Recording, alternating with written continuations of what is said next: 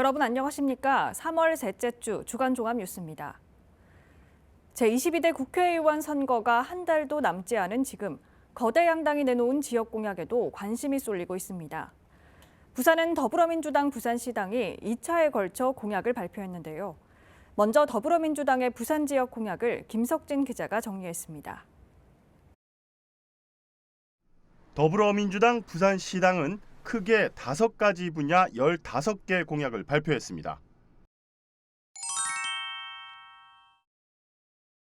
먼저 경제 분야에선 한국산업은행과 수출입은행 본점을 22대 국회 임기 내 부산 이전을 완료하겠다고 밝혔습니다.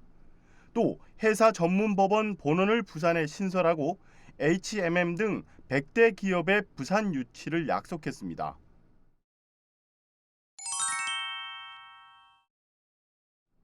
민주당은 또 우리나라 1호 부울경 메가시티를 구축할 계획입니다. 우선 부산과 마산, 양산, 울산을 연결하는 광역철도와 복선전철, 광역도로망을 만들고 지역별 특성화 암센터도 지정합니다. 특히 부산은 서부산의료원과 시립아동병원 건립 그리고 침례병원의 공공병원화를 서두른다는 목표입니다. 세 번째 부산 발전 전략으로는 현재 진행 중인 핵심 개발 사업에 이른 추진을 약속했습니다. 가덕 신공항 2단계 확장과 북항 재개발 3단계 사업, 경부선 철도 지하화 사업 등입니다.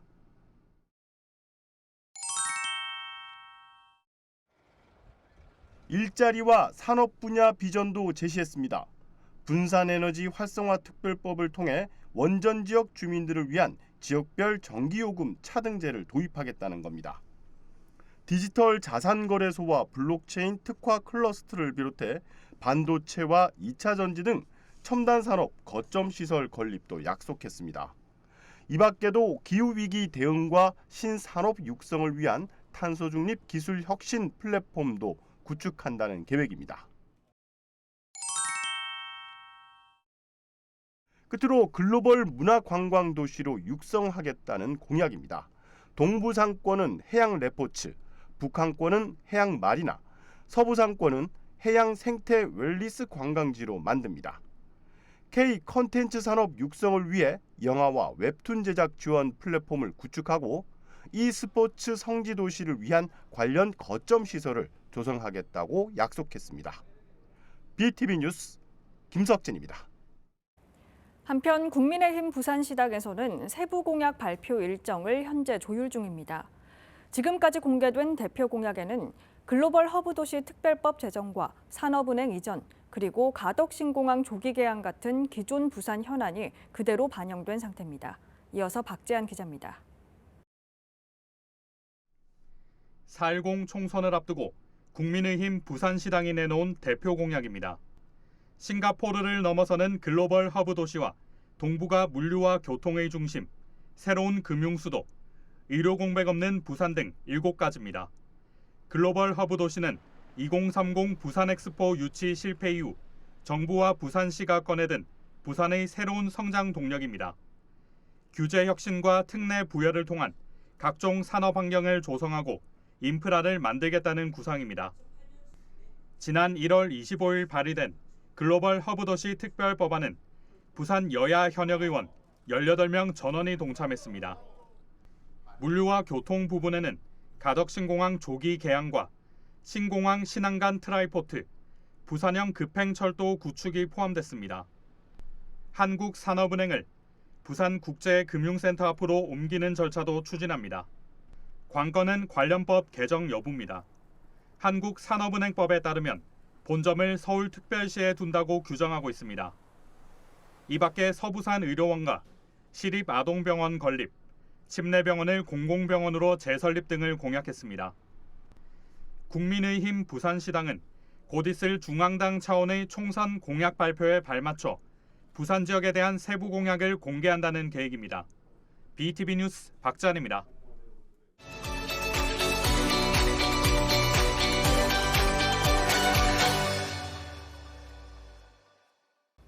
18만여 명의 선거인 수를 가진 사상구는 이른바 낙동강 벨트에 속해 있으며 노년층 비율이 높은 지역구입니다.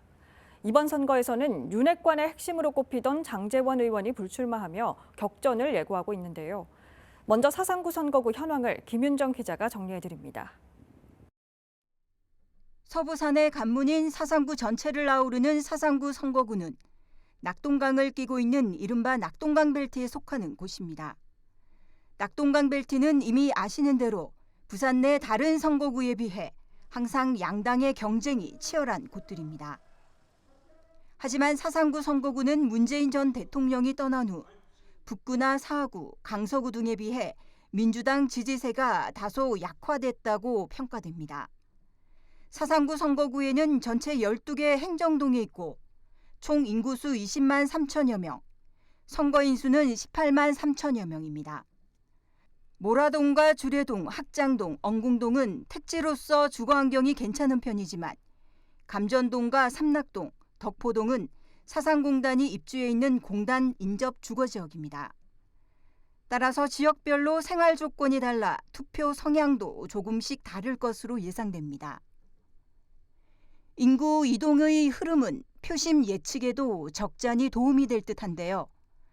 지난 4년간 15세에서 64세 인구는 19,400여 명이 줄어든 반면 65세 이상 인구는 7,700여 명이 늘었습니다. 행정동별로 보면 12개 동 중 덕포 1동과 개법동, 주례 1동 3개 동만 인구가 소폭 증가했고 삼락동과 모라동 등 나머지 동에서는 인구가 모두 감소했습니다. 특히 현재의 야당 쪽이 강했던 엉궁동과 학장동에서는 인구가 3,300여 명, 2,100여 명씩 각각 크게 줄었습니다. 이른바 윤핵관으로 알려진 장제원 의원이 불출마한 가운데 이번 총선에서 사상구 유권자들의 인구 이동 변화가 어떤 결과로 이어질지 주목되고 있습니다. BTV 뉴스 김윤정입니다. 역대 사상구 총선 결과를 통해 민심이 어떻게 움직였는지도 살펴보겠습니다. 사상구에서 당선된 인물들은 각 정부에서 요직을 맡기도 했는데요. 주일 대사와 정권의 핵심 인물, 대통령이 되기도 했습니다. 때문에 사상구에 쏠리는 유권자 시선이 더욱 뜨겁습니다. 장동원 기자입니다. 사상구 선거구는 1996년 사상구 갑과 을로 나뉘어 한 차례 선거가 치러진 뒤 2000년 16대 총선부터 단일 선거구로 이어져 오고 있습니다. 16대 총선에서 당시 한나라당 권철현 후보는 7선에 달하는 신상우 후보를 꺾고 재선에 성공했습니다. 다음 선거에서는 노무현 대통령 탄핵 역풍이 거셌지만 부산의 보수세는 넘지 못했고 권철현 후보가 다시 당선되면서 내리 3선 의원이 됐습니다. 권 의원은 이후 이명박 정권에서 주일 대사로 발탁돼 공직을 이어갔습니다. 18대 총선, 한나라당에서 권 의원을 컷오프시키고 올라온 후보가 장제원 후보입니다. 이 선거에서 민주당이 후보를 내지 않으면서 한나라당과 친박연대의 양강 구도가 됐고 여기서 장제원 후보가 8.5% 차로 승리해 정계에 첫 발을 디뎠습니다. 19대 총선은 문재인 대통령의 정계 입문 발판이었습니다. 정계 진출과 동시에 대권 주자였던 문 후보의 상대는 박근혜 키즈 20대 손수조 후보였습니다. 문 후보가 사상에선 처음으로 민주당계로 당선됐지만 이름값에 비해 압도적 표차는 거두지 못해 뒷맛을 남긴 선거였습니다. 초선 문재인 의원은 그해 겨울 18대 대선에 출마해 낙선한 뒤 19대 대선에서 대통령이 됩니다. 20대 총선은 새누리당 손수조 후보의 재도전, 비례대표 의원을 지냈던 더불어민주당 배재정 후보의 재선 도전, 그리고 공천 탈락에 새누리당을 탈당해 무소속으로 출마한 장제원 의원의 재선 도전으로 3파전이 치러졌습니다. 치열한 접전 끝에 1.6% 차 장제원 후보의 승리. 이후 국정농단 청문회와 각종 방송 출연으로 긍정적 주목을 받기도 했지만 그와 반대로 여러 구설수로 부정적 시각도 이어졌습니다. 장제원 의원은 21대 총선에서 배재정 후보와 다시 맞붙었습니다. 배 후보는 지난 선거 낙선 후 이낙연 총리 비서실장을 맡으며 몸집을 키웠지만 장제원 후보와의 재대결에선 20대 총선보다 더 큰 표차를 보이며 고배를 마셨습니다. 3선이 된 장제원 의원은 윤석열 대통령 당선인 비서실장을 비롯해 국회 행원위원장, 과방위원장 등을 지내는가 하면 이른바 윤핵관으로 존재감을 더욱 과시했습니다. 하지만 22대 총선을 앞두고 장 의원은 당 혁신위와 마찰을 빚었고 사상구 출마를 피력했지만 결국 불출마를 선언했습니다. 다가올 선거에 국민의힘에선 경남정보대 총장을 지낸 김대식 후보가 출마합니다. 김 후보는 전남지사 선거와 해운대을 국회의원 재보궐선거에서 낙선한 바 있어 이번이 세 번째 선거 도전입니다. 민주당에선 경선 끝에 배재정 후보가 공천을 받았습니다. 배 후보 역시 사상에서만 내리 세 번째 도전에 나서게 됩니다. 한편 진보당에선 양미자 민주노총 공공연대 노동조합 부산 본부장이 출마합니다. BTV 뉴스 장동원입니다. 앞서 보신 것처럼 부산 사상구 선거구의 경우 낙동강 벨트의 주요 거점이기도 한데요. 하지만 동부산에 비해 낙후된 지역 이미지와 교육, 문화시설 부족은 여전히 해결해야 할 과제입니다. 유권자들은 지역 현안 해소를 위해 총선 후보자들에게 어떤 점을 주문하고 있는지 들어봤습니다. 이 소식은 박철우 기자가 전해드립니다. 국민의힘 3선의 장제원 의원이 불출마를 선언하면서 변화를 예고하고 있는 사상구 선거구. 낙동강 벨트의 주요 거점이기에 지역구 수성이냐 탈환이냐를 두고 관심이 뜨겁습니다. 먼저 지역민들은 낡고 노화된 이미지에서 벗어나길 원하고 있습니다. 특히 경부선 철도 지하화는 사상구 덕포동과 개법동 주민들의 오랜 수건 사업입니다. 기차로 인한 소음 분지는 물론 무엇보다 도시 미관을 해치고 지역 간 이동성과 연결성을 떨어뜨리고 있다는 이유입니다. 이제 열차가 다니면은 이 집안이 흔들리니까 일단은요 흔들리는 점이 이제 불편하고 소음 불편하고 지하하면 아주 좋죠. 오늘 대한정이지. 다음은 교육과 문화시설 부족도 해결해야 할 과제로 꼽았습니다. 서부산권 교육 여건을 개선하기 위해 사상구의 지난해 우수공립고와 기숙형 중학교 설립 추진과 독포동의 부산 도서관이 들어섰지만 이것만으로는 동서격차를 줄일 수 없다는 시각이 지배적입니다. 공단 지역이기 때문에 아직 덜 발전된 부분이 너무 많기 때문에 교육센터라든지 안 그러면은 뭐 문화회관 같은 게 이런 게 이쪽으로 좀 유치되어 들어왔으면 합니다. 이 밖에도 노화된 공업지역 사상공단에 대한 설비 투자와 한일시멘트 공장 이전 등 산적해 있는 지역 현안에 총선 후보들은 저마다 어떻게 헤쳐갈지 유권자들의 거는 기대도 커지고 있습니다. BTV 뉴스 박철우입니다.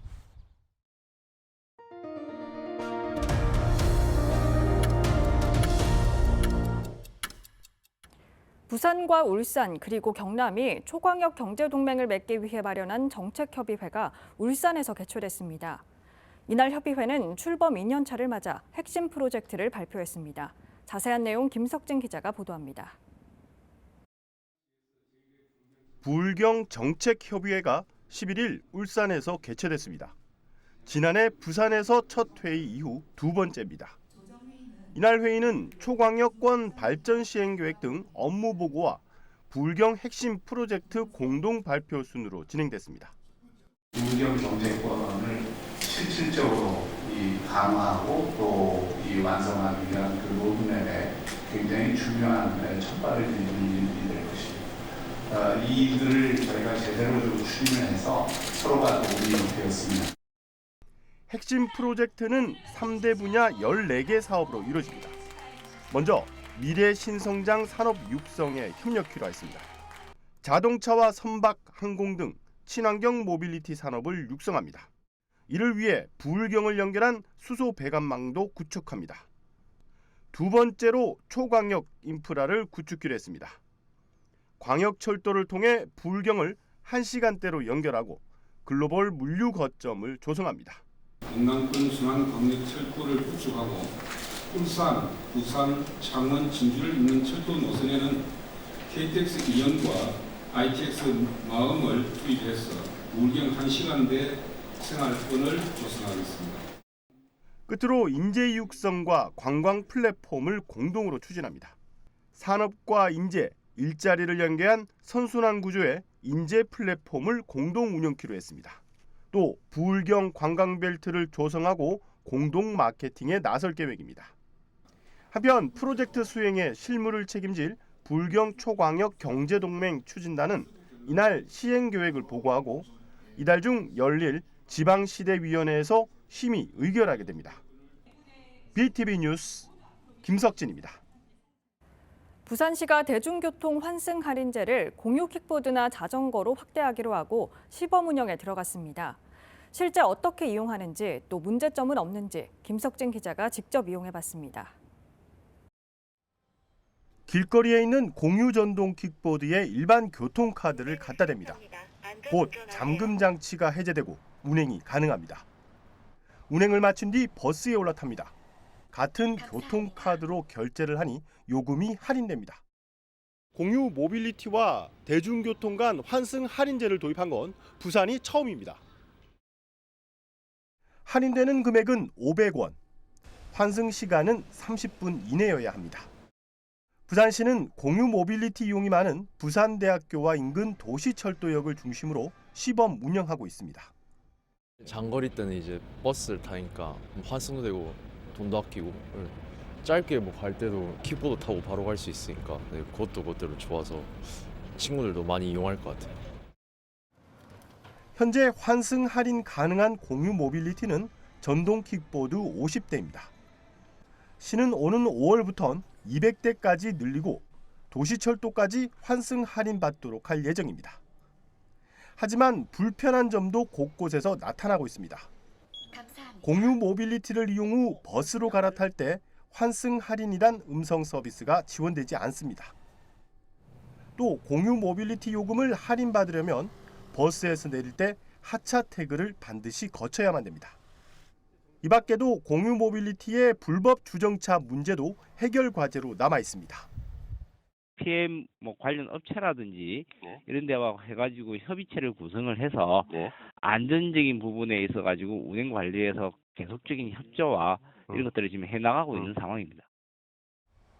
한편 공유 모빌리티로 환승 할인을 받으려면 해당 장치에 달린 QR코드를 통해 교통카드만 등록하면 바로 사용할 수 있습니다. BTV 뉴스 김석진입니다. 부산 지역 대형마트가 오는 5월부터 순차적으로 의무 휴업일을 평일로 전환합니다. 부산에서도 대형마트가 줄폐점하는 등 온라인 중심으로 유통시장 환경이 급변하면서 지역 상권도 상생 방안을 찾고 있습니다. 박재한 기자입니다. 전통시장 등 골목 상권을 살린다는 취지로 2012년 도입된 대형마트 공휴일 의무 휴업 규제. 그동안 온라인 중심의 소비가 급성장하면서 제도 정비의 필요성이 제기됐습니다. 최근에는 전통시장도 일요일에 쉬는 곳이 많아졌습니다. 결국 골목 상권 살리기라는 단순 목표는 달성하지 못한 채 국민들의 불평만 가중되어 대형마트의 일요일 휴업이 전통시장에 도움이 된다는 주장은 설득력을 잃었습니다. 대형마트와 전통시장 등 오프라인 상권의 입지는 점점 좁아지고 있습니다. 부산에서는 2020년 이후 모두 6곳의 대형마트가 문을 닫았고 올해 추가로 2곳이 더 폐점할 예정입니다. 부산시는 16개 구군과 부산시 상인연합회, 한국체인스토어협회 등과 협의해 대형마트 의무 휴업일의 평일 전환을 추진합니다. 수영구와 사구, 강서구, 동구, 연제구 등 5개 구는 5월부터, 나머지 11개 구구는 7월부터 도입됩니다. 10년 지난 이 시점에서 봤을 때 전통시장도 많이 줄어들었고 그리고 지금은 온라인 유통이 워낙 활성화되다 보니까 전통시장과 함께 대규모 점포도 역시 굉장히 어려운 상황에 처했습니다. 실은 전통시장이나 소상공인을 대표하는 그 두 단체에서 적극적으로 이 제도를 빨리 시행을 해야 된다. 오히려 강변을 할 정도로 지금은 상황이 바뀌었다 이렇게 보고 있고 다만 이제 앞으로도 여러 가지 상생 방안을 통해서 서로 같이 동반 상생을 하는 그런 방안들을 많이 추구를 하자. 부산 상공회의소가 지난해 시민 1000명을 대상으로 벌인 인식조사에서도 64%는 규제가 필요 없다고 답했고 또 62%는 의무 휴업이 중소상인과 골목 상권 활성화에 도움이 되지 않는다고 답했습니다. 찬성하죠. 일요일에 아무래도 시간이 많으니까 마트에 오게 되는데 원래는 별로 올 확률이 적죠. 그 일요일 날 하는 게 맞는 것 같아요. 일요일을 쉬는 것보다는 월요일을 쉬는 게 훨씬 더 낫지 않을까 생각해요. 일요일은 그냥 쉬는 분들도 워낙 많고 이러니까 노는 분도 워낙 많고 그러니까. 모르겠어요. 저 같은 경우는 더 좋은 것 같아요. 주말에 딴 일도 할 수 있고 볼 일을 따로 볼 수 있으니까요. 그러니까 저는 주말이든 뭐 평일이든 별로 그렇게 별로 상관없는 것 같아요. 근데 평일로 된다 하면 더 좋을 것 같아요. 대구시는 지난해 2월, 충북 청주시는 지난해 5월부터 대형마트 쉬는 날을 평일로 바꾸었습니다. 최근에는 서울 서초구와 동대문구도 평일 변경을 추진하고 있습니다. BTV 뉴스 박재환입니다. 이처럼 대형마트의 의무 휴업일이 평일로 바뀌게 되면 지역 상권 활성화에 도움을 줄 것으로 기대하는 곳이 많습니다. 동래구의 한 대형마트와 주변 상인들은 상생 협약을 맺고 새로운 고객 유입을 기대하고 있습니다. 김석진 기자의 보도입니다. 부산 동래구의 한 대형마트입니다. 마트 주변엔 카페와 주점 등 음식점이 400여 개가 몰려 있습니다. 때문에 하루 유동인구만 6만여 명이 넘습니다. 마트와 상가 번영에는 지난해 고객 유치를 위해 상생 마케팅을 펼쳤습니다. 지역 축제 때 마트 주차장을 무료 개방해 상가를 찾는 고객들의 주차난을 해소한 겁니다. 그리고 지난 1월에는 아예 상생 협약을 맺었습니다. 마트는 상가를 이용한 고객의 주차비를 할인해주고 상인들은 식자재를 마트에서 공동 구매하는 방식 등으로 서로 돕기로 한 겁니다. 온라인 유통의 급상승과 의무 휴업 일요일 적용 등으로 오프라인 상권이 어려움이 가중됨에 따라 실질적인 외부 수요를 상권으로 유입시키기 위한 상생 방안들을 명령 1번과 함께 추진할 예정입니다. 이런 가운데 나온 대형마트의 휴일 의무 휴업 해제는 상인들도 반기고 있습니다. 마트가 휴일 영업을 하면 지난해 중단된 프리마켓을 마트와 함께 진행할 계획입니다.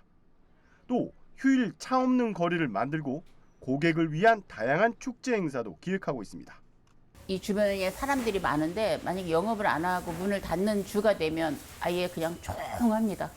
이게 눈에 띄게 정말 조용해요. 손님들이 가족끼리 쇼핑을 와서 우리 1번가에도 또 다 같이 둘러보고 식사하고 하실 수 있는 그런 이어짐이 돼야지 된다라고 보거든요. 한편 명륜 1번가는 지난해 정부의 지역 특성 살리기 공모 사업에 선정돼 골목 상권 활성화 사업비로 9억 원을 확보했습니다. 상인들은 이 사업의 빠른 추진을 위해 마트의 의무 휴업일 조정이 신속히 이루어지길 기대하고 있습니다. BTV 뉴스 김석진입니다.